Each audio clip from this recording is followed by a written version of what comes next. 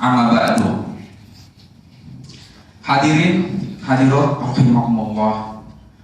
Puji syukur kehadirat Allah Subhanahu wa taala atas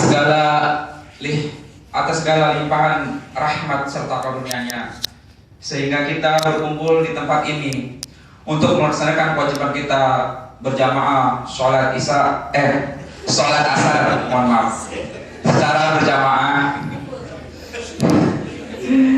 Dan semoga amalan ibadah sholat asar kita diterima oleh Allah Subhanahu wa taala. Amin ya rabbal alamin. Ya rabbal alamin. Salawat serta salam kita limpahkan ke hadirat Nabi Allah Muhammad sallallahu alaihi wasallam, Allahumma shalli alaihi, beserta keluarga, sahabat, tabi'in, tabi'ut tabi'in, dan kita semua sebagai umatnya.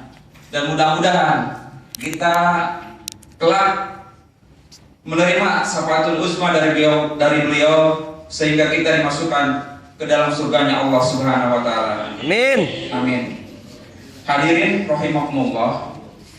Jika kita berbicara tentang perjuangan Nabi Allah Muhammad sallallahu alaihi wasallam dalam menyebarkan Islam, tentunya kita tidak lepas dari peran istri-istri beliau yang ikut mendampingi Rasulullah dalam berjuang menyebarkan agama Islam. Salah satu istri Rasulullah sallallahu alaihi wasallam yang memiliki keistimewaan dibanding istri-istri Nabi yang lain adalah Aisyah binti Abu Bakar radhiyallahu anha. Aisyah adalah putri Abu Bakar, khalifah pertama. Hasil dari pernikahan dengan istri keduanya yaitu Ummi Ruman yang telah melahirkan Abdurrahman al-Aisyah. Beliau termasuk ke dalam Ummul Mukminin, ibunya orang-orang mukmin. Aisyah adalah seorang wanita yang berparas cantik, berkulit putih. Sebab itulah ia sering dipanggil dengan Humaira.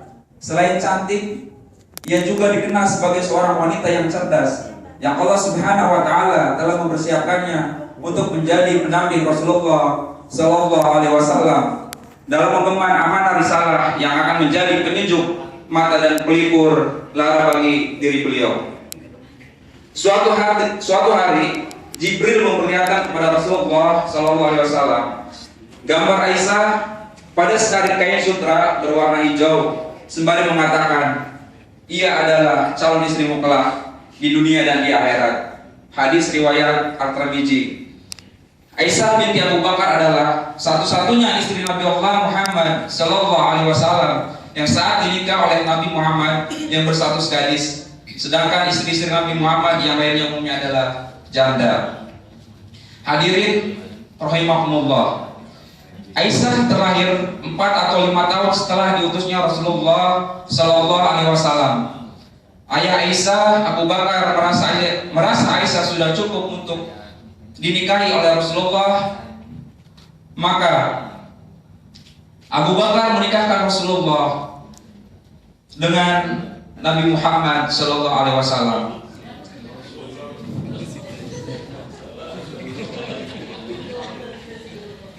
Hadirin rahimakumullah. Aisyah memiliki keutamaan sebagai istri Rasulullah sallallahu alaihi wasallam.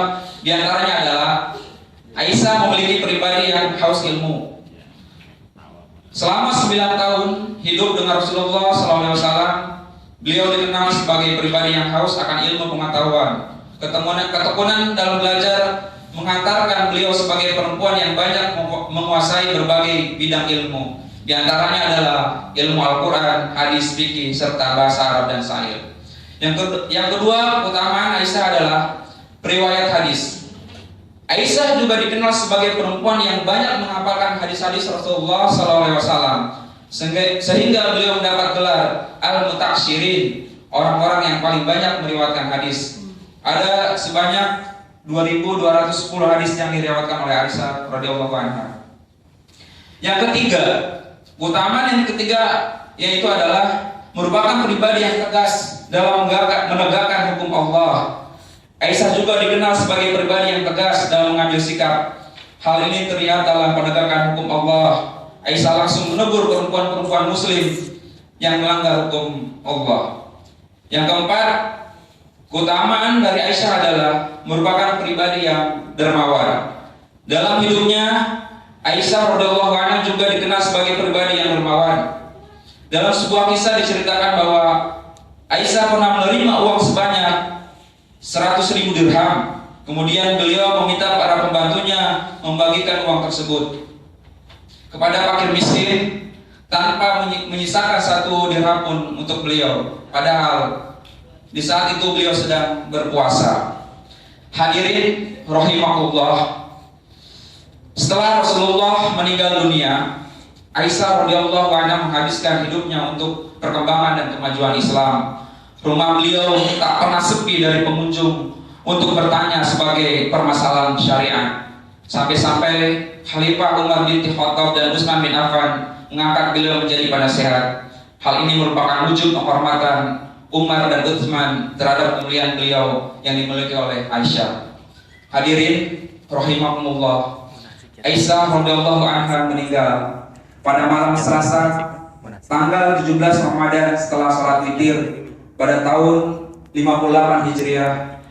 Yang demikian itu menurut pendapat mayoritas ulama.